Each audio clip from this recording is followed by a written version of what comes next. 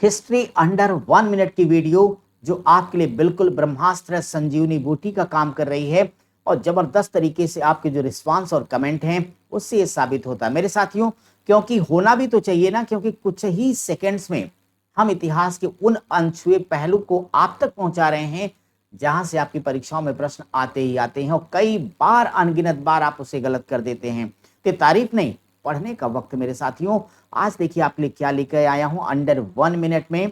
तो सबसे पहले देखिए आपका सबसे प्राचीनतम वेद कौन सा है वेदों में, तो ऋग्वेद होगा और ये एक संहिता के रूप में जिसमें आप जानते हैं 10 मंडल हैं और इसमें 2 से लेकर 7 तक आपके सबसे प्राचीन माने जाते हैं और ये 2 से 7 तक जो मंडल इनको वंश मंडल कहते हैं।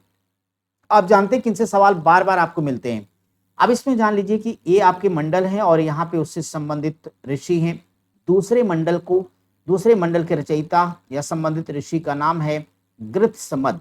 तीसरा मंडल आपका विश्वामित्र का है और आप तीसरे मंडल के बारे में जानते हैं, यहीं पर विश्वामित्र के द्वारा गायत्री मंत्र की रचना भी की गई।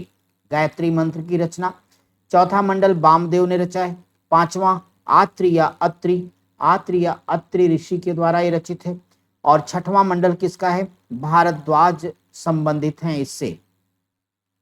सातवां मंडल वशिष्ठ ऋषि है, आठवां मंडल कण्व ऋषि और नौवां को अंगिरा। ठीक है, और ये हो गया कि पहला और 10वां सबसे लास्ट में जोड़े गए माय डियर। नीचे के पॉइंट और भी इंपॉर्टेंट हैं। आपके ऋग्वेद की 5 प्रधान शाखाएं हैं। कितनी शाखाएं कमेंट बॉक्स में बताना, 5। क्या नाम उनके, साकल, वाष्कल, आश्वलायन, सांखायन, मांडुक्यायन। इसमें से केवल हमारे लिए 3 उपयोगी हैं। कौन कौन से 3 उपयोगी हैं, एक तो साकल मोस्ट इंपॉर्टेंट, इसे असिस्टेंट प्रोफेसर 2021 में पूछा भी जा चुका है कि ऋग्वेद की कौन सी एकमात्र जीवित शाखा है। तो आप कमेंट बॉक्स में जल्दी बताओ ऋग्वेद की कौन सी जीवित शाखा एकमात्र नाम है, साकल साकल साकल। अब तो नहीं भूलोगे, मत भूलना। तो ऋग्वेद की जुड़ी एकमात्र जीवित शाखा है जिसका नाम शाकल और इसमें कुल 1017 सूक्त हैं। बालेखिल, इसमें 11 सूक्त हैं भाई। बालेखिल में कुल 11 सूक्त होंगे और इसी प्रकार से एक वाष्कल है, इसमें कुल 56 सूक्त हैं।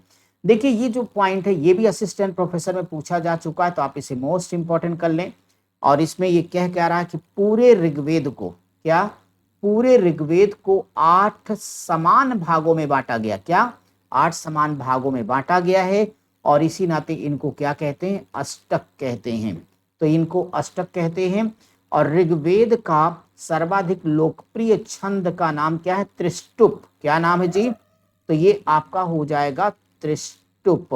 तो सब लोग ध्यान रखिएगा कि ऋग्वेद के अंतर्गत कुल कितने मंडल मेरे भाई, तो ये 10 मंडल हो जाएंगे।